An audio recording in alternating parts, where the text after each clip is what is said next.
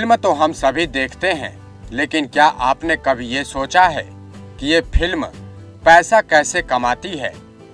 Film तो theatre में दिखाई जाती है, तो उससे फिल्म के प्रोड्यूसर को कैसे प्रॉफिट मिलता है? या फिर क्या फिल्म सिर्फ टिकट सेलिंग से ही पैसा कमाती है? आज के इस खबर में हम आपको उन्हीं सब के बारे में बताने जा रहे हैं कि इंडिया में जो फिल्म इंडस्ट्री है, यानी कि बॉलीवुड इंडस्ट्री, उसका बिजनेस मॉडल क्या है और वो पैसा कैसे कमाती है। फिल्म इंडस्ट्री की कमाई से पहले हम लोग ये समझते हैं कि एक फिल्म को बनाने में कितने तरह के खर्चे लगते हैं, तो इसके 4 हिस्सों में डिवाइड किया गया है।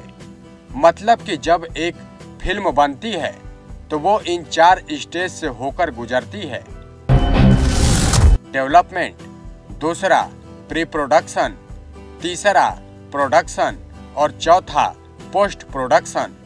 डेवलपमेंट स्टेज में आता है स्क्रिप्ट राइटिंग, जो कि एक मूवी बनाने का सबसे स्टार्टिंग पॉइंट होता है और मूवी का बेस भी होता है।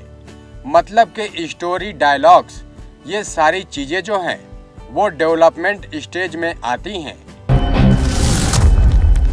वहीं उसके बाद आता है प्री प्रोडक्शन, और प्री प्रोडक्शन स्टेज में मूवी पूरी प्लानिंग होती है कि मूवी की शूटिंग किस लोकेशन पर होगी, फिल्म में हीरो, हीरोइन और दूसरे एक्टर्स कौन कौन होंगे, और जो फिल्म बनाने वाली टीम मूवी के साथ शूटिंग पर कहां कहां जाएगी और उसकी पूरी प्लानिंग क्या होगी, ये सब प्री प्रोडक्शन में आता है।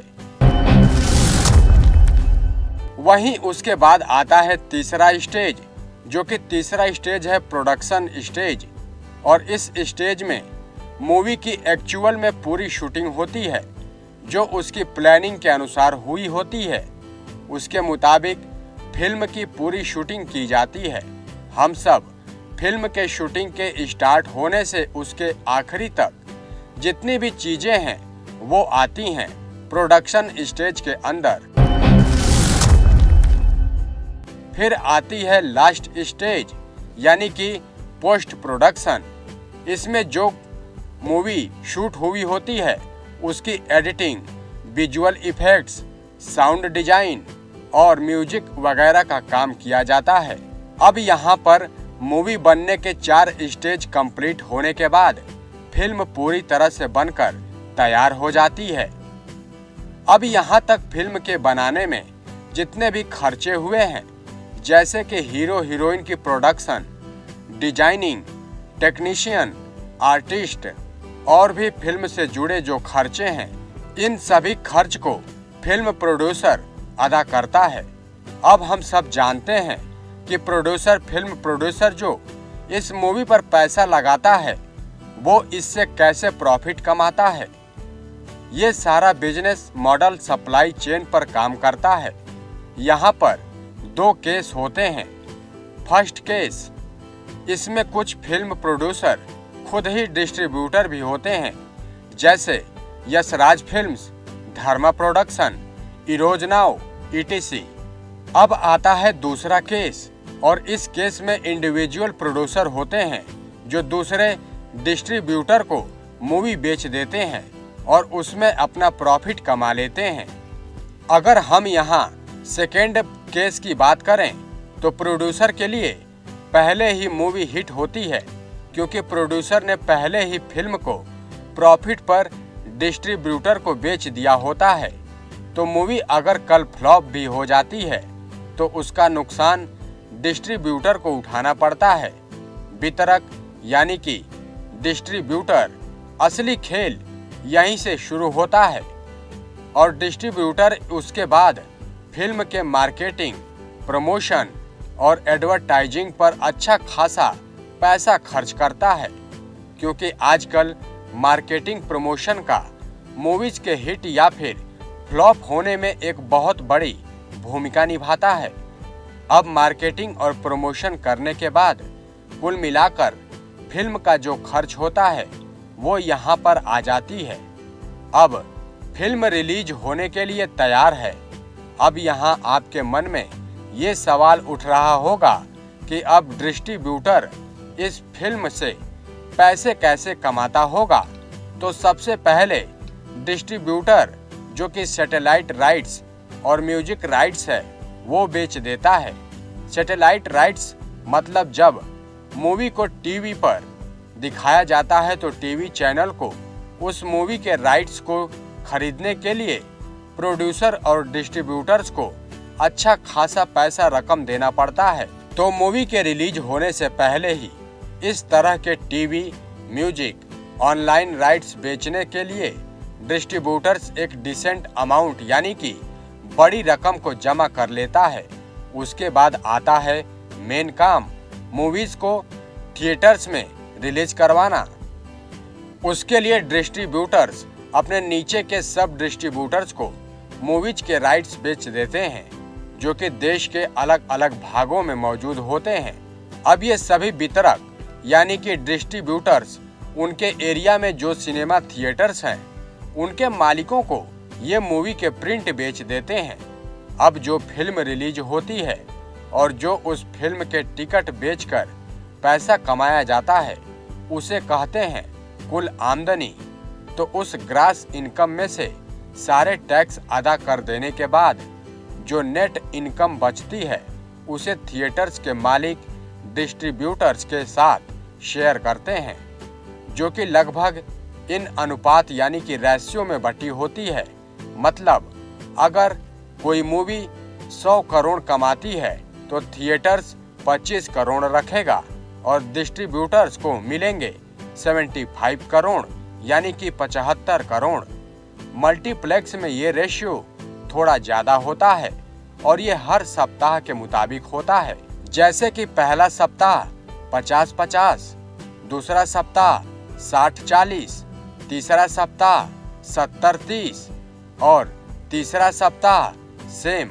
ये सब एग्रीमेंट के मुताबिक होता है। तो इस तरह से जो भी मूवी टिकट से पैसा कमाया जाता है उसमें डिस्ट्रीब्यूटर्स का शेयर होता है जिससे कि डिस्ट्रीब्यूटर्स भी प्रॉफिट कमाते हैं।